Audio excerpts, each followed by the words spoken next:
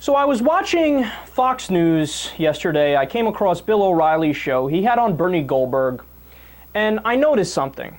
And it wasn't just from the O'Reilly show. It was also from things I've seen on Twitter. Monica Crowley is another example of a far-right lunatic who's making the same point.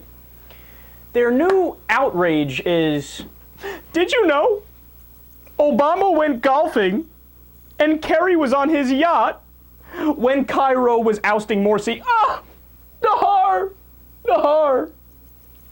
Now, right off the bat, this is an incredibly disingenuous line of attack.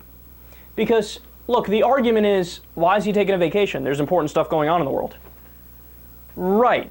And where was this outrage when Bush literally took more vacation time than any other president in American history? In his 8 years, he racked up more than 1,000 days.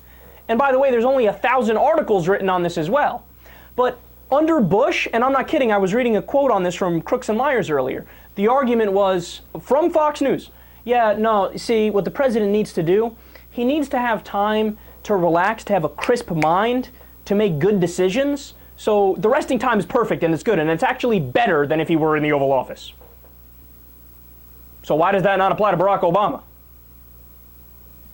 And furthermore, Fox News, I thought you hated the Muslim Brotherhood.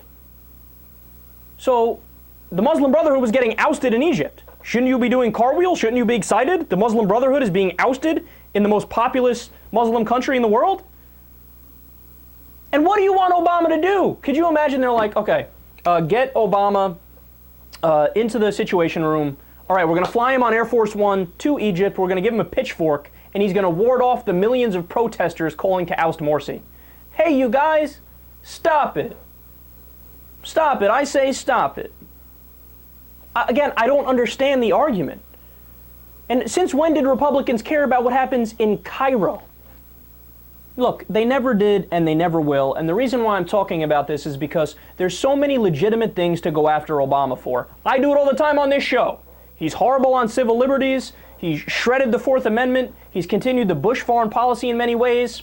The economy, while it's definitely doing better than it was under George W. Bush, make no mistake about that, we still have more people slipping into poverty, we still have the war on the middle class is alive and well. There's been a drop, median drop, $4,000 for the median middle class wage from just the year 2000 until today. That's a huge problem. These are all legitimate things to go after Obama for, but instead they make up nonsense.